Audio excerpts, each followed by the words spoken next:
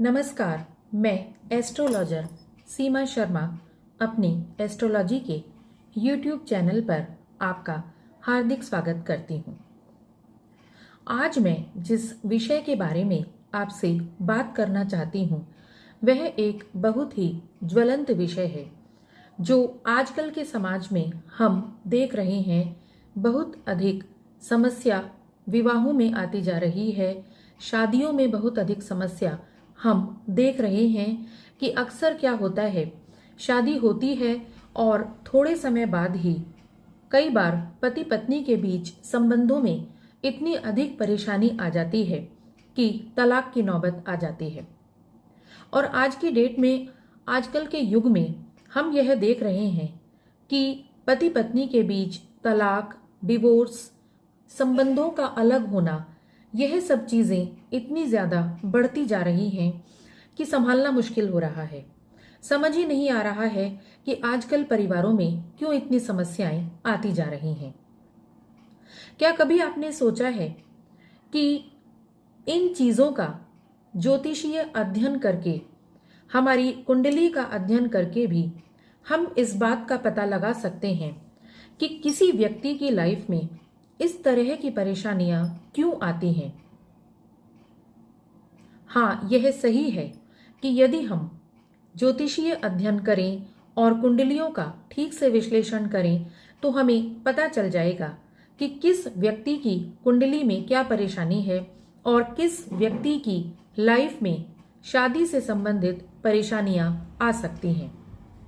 आज मैं इसी विषय में आपसे विस्तार से चर्चा करूंगी, लेकिन उससे पहले आप हमारे YouTube चैनल को सब्सक्राइब करें और लाइक और बेल आइकन को ज़रूर क्लिक करें।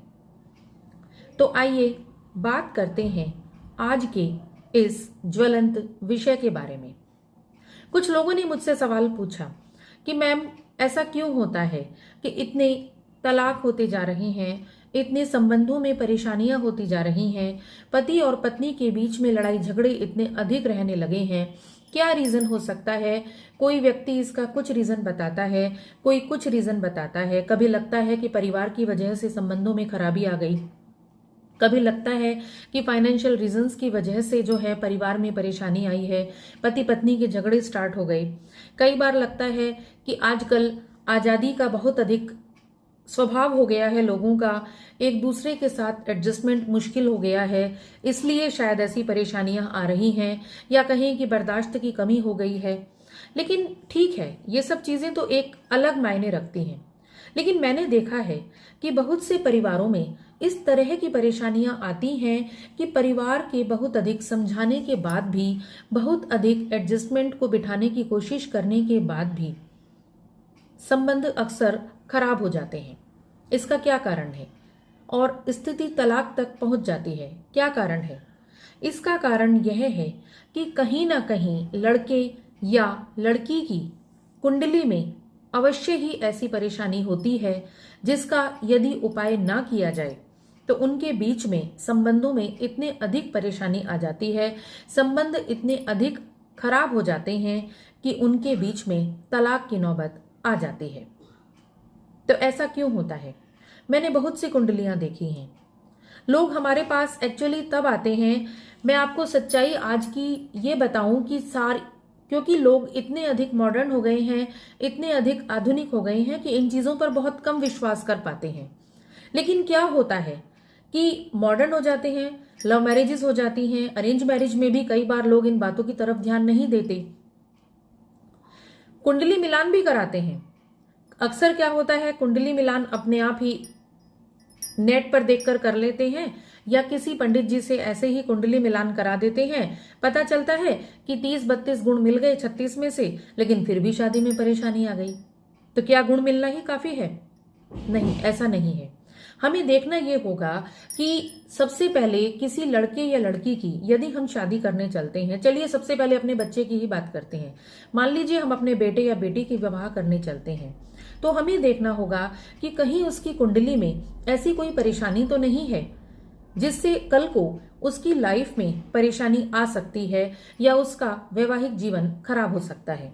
यदि ऐसा है तो पहले क्या करना होगा, हमें उसकी कुंडली में विश्लेषण करा के उसकी कुंडली का उपाय करना होगा शादी करने से पहले, जो कि बहुत अधिक जरूरी है और बहुत कम लोग इस बात पर ध्यान दे पाते हैं। फिर होता यह है कि कुंडली मिलान करवाकर वो शादी कर लेते हैं। उसके बाद हमें देखना यह भी जरूरी है कि जिस व्यक्ति से, जिस लड़के या लड़की से हम अपने बच्चों की शादी करना चाहते हैं, उसकी कुंडली कैसी है। कहीं उसमें कोई तलाक का योग तो नहीं बना हुआ है, कहीं उसमें कोई अलगाव का योग तो नहीं है। अगर ऐसा है तो हमें देखना होगा कि कम से कम एक व्यक्ति की कुंडली ऐसी हो जिसमें ये खराबियां कम से कम हो, या अगर खराबी है भी तो पहले उसका उपाय कराया जाए। अब आप कहेंगे कि मैम तलाक का कुंडली से क्या मतलब है। जी हाँ, जरूर मतलब है, क्योंकि हमारी कुंडली में कुछ ऐसे योग बने होते हैं, कुछ ऐसे ग्रह हमारे सप्तम भाव में बैठे होते हैं जो अक्सर तलाक और अलगाव की स्थितियां पैदा कर देते हैं। ठीक है, मैं ये मानती हूं कि हमारे धर्म ग्रंथों में, हमारे हिंदू धर्म में कहीं पर भी तलाक का जिक्र नहीं है। फिर ज्योतिष में जिक्र कहां से आ गया। ज्योतिष में जिक्र इसलिए आया क्योंकि हमारा सप्तम भाव जो हमारी विवाह से संबंधित होता है, यदि उस पर कभी भी पाप ग्रहों का प्रभाव होता है तो अवश्य ही अलगाव के या तलाक के योग बनते हैं। ठीक है, पहले तलाक नहीं होता था, अब ज्यादा तलाक होने लगे हैं, ज्यादा अलगाव होने लगा है।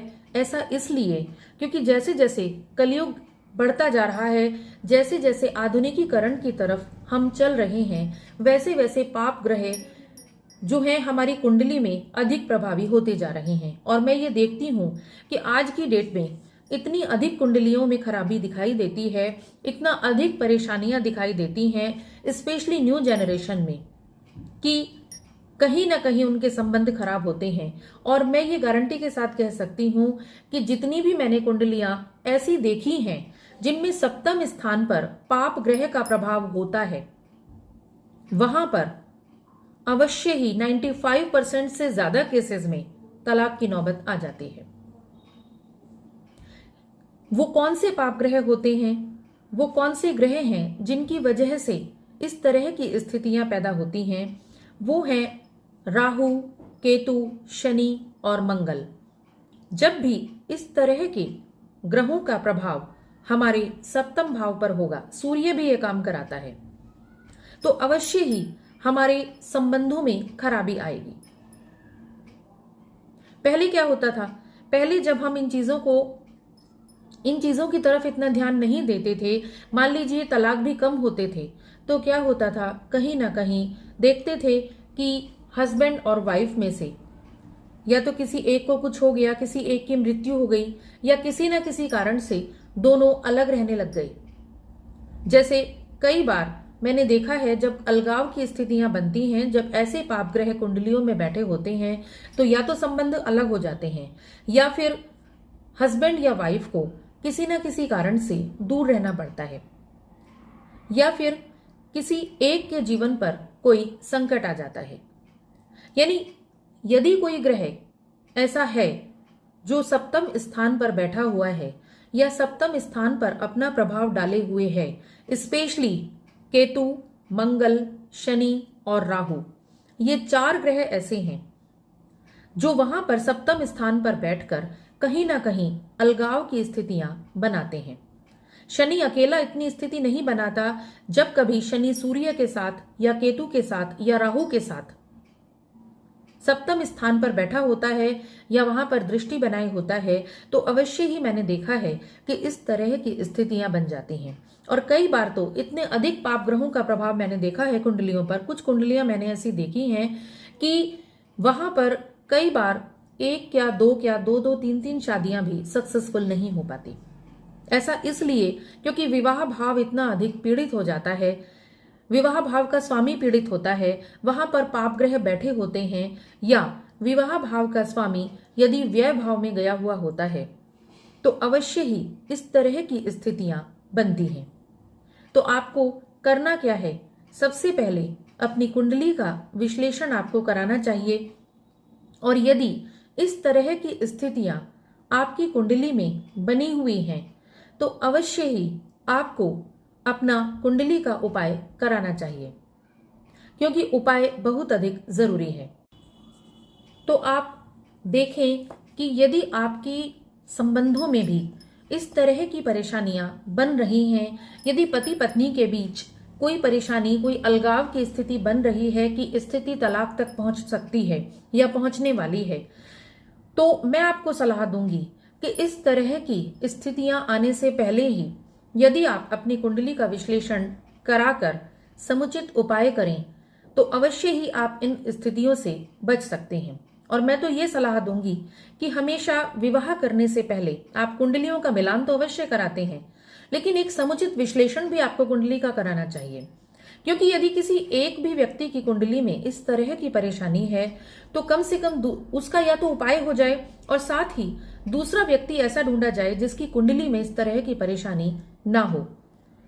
क्योंकि मैं बहुत अधिक कुंडलियां ऐसी देख चुकी हूं जहां पर जब स्थितियां बहुत अधिक खराब हो जाती हैं तब व्यक्ति पूछते हैं, तब सलाह लेते हैं कि अब मैम क्या किया जाए।